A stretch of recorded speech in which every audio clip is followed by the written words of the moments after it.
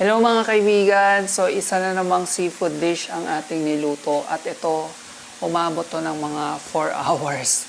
As in, kasi ginawa ko yung hipon from scratch. Ito nga pala ang ating buttered garlic shrimp. Ayan. Everything is from scratch. Kaya umabot ng 4 hours. Ayun, gutom na ako. It's 3 p.m. Nag-start ako mga 11. Kuha lang ako.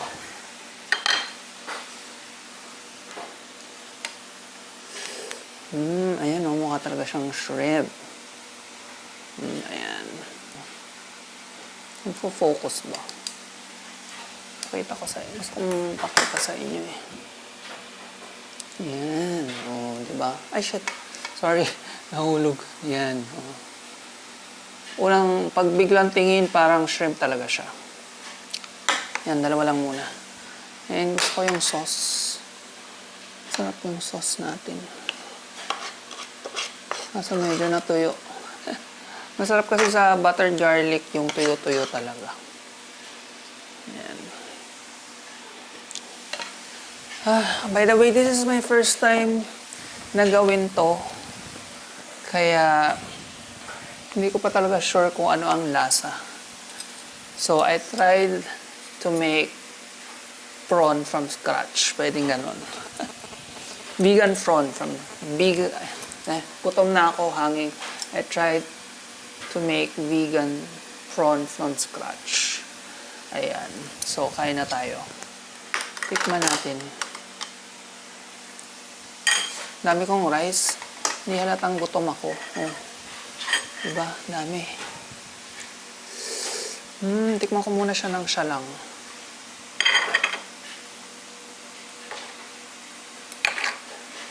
Gusto kong makita yung loob. Sana.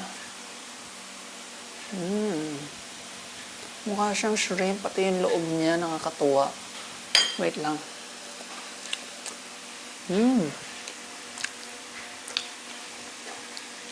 Not bad.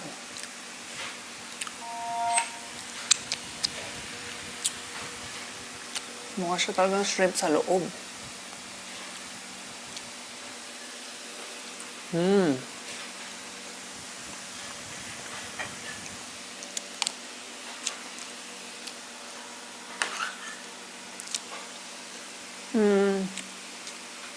Texture-wise, medyo konting kunat pa, maglalasang, magiging kasing texture na niya yung shrimp. Medyo soft siya ng konti, nasa soft side.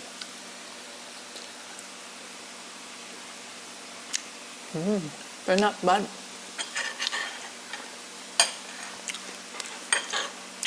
Masarap siya.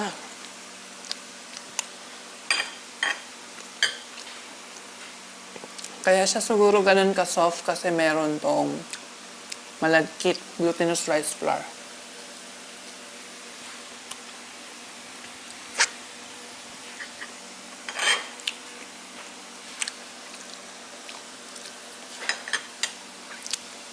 Kailangan natin siya isaw-saw sa sauce.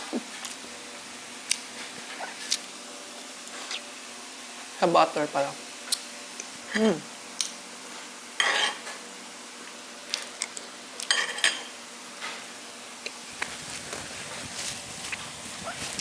Nakagawa tayo ng prawn.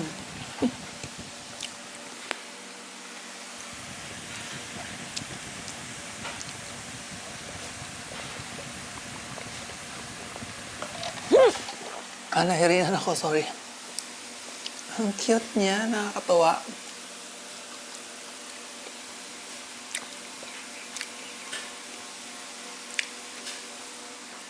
Ang buntot to. Kita.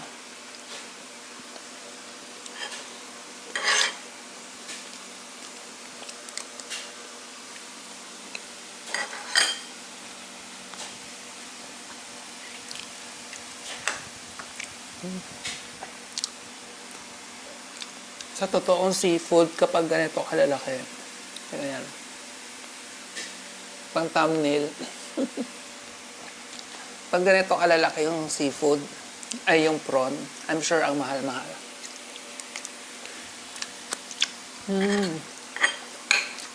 Sarap.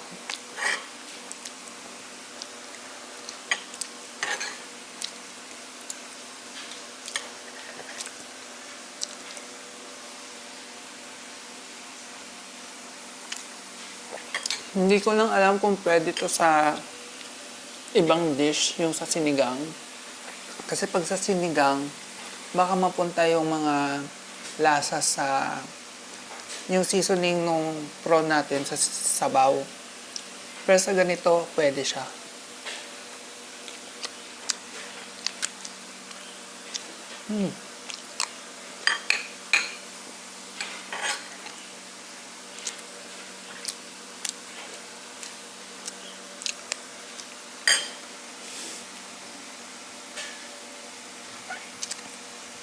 Hindi ko akalain na makakagawa ako nito. Niisip ko nung nagmi-mix-mix ako ng mga flour, una vital wheat gluten lang sana gagamitin ko. Pero sabi ko, pag yun, brown lang siya tapos medyo matigas or parang yung texture niya dry. So, inisip ko kung paano siya magiging juicy. Texture sa loob.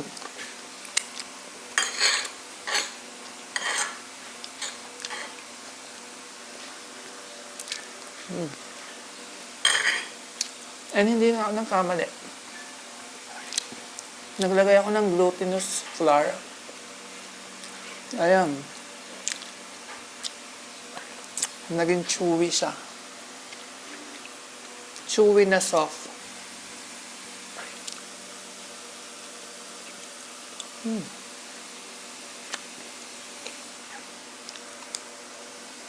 Ang dami kong rice.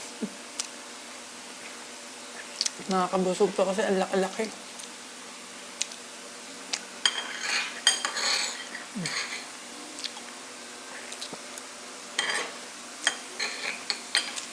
Medyo lasang dagat pala siya. As in.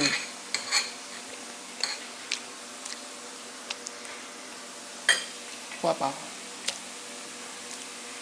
Ito, laki. Siguro pwede rin to sa ano. Tatry ko rin to sa tawag nun. Yung piniprito.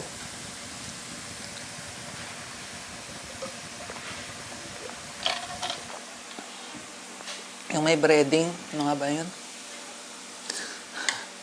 Kalimutan ko na. Anyway. Ayan o. Yung kinchay, ang sarap niya. Ibang level. Dapat may kinchay talaga.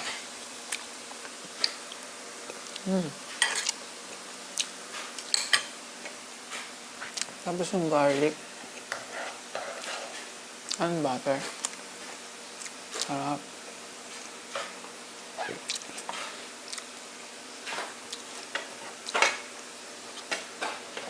Ang dami ko nagawa. Yung isang gawaan, 2, 4, 6, 7, 8, 10. Nakasampu tayo. Sulit.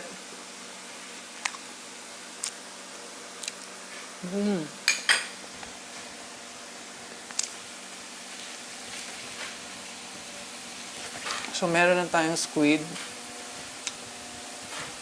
Yung butterfly squid. Ngayon, may shrimp na tayo. Kaya, niisip ko yung crab, kaya ko kayang gumawa.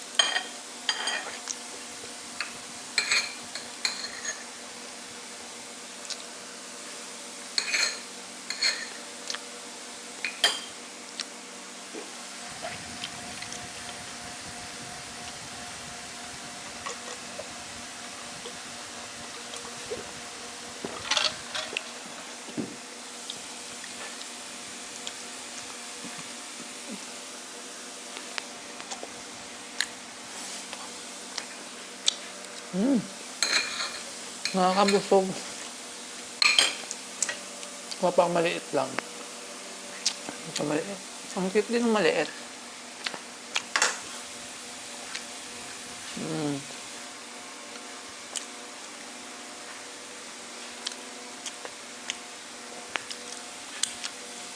Alam niyo kung bakit siya nakakabusog? Kasi may glutinous rice siya.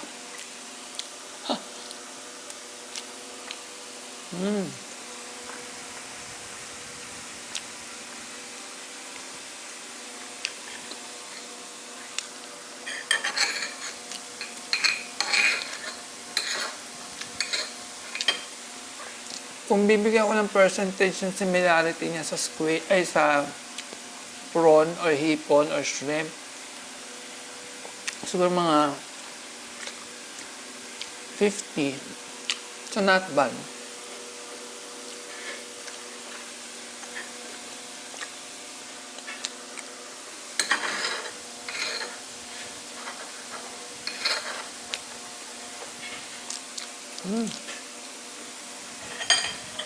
Naubos ko yung rice.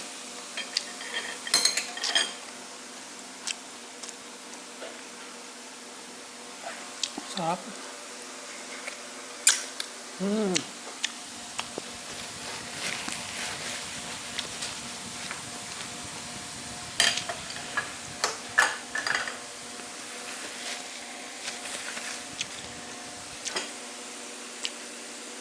So that's it for this video. Thanks again for watching. Please subscribe kung hindi pa kayo nakasubscribe. And please share this video para mas maraming makaalam na masarap maging vegan. See you guys in the next video. Bye-bye!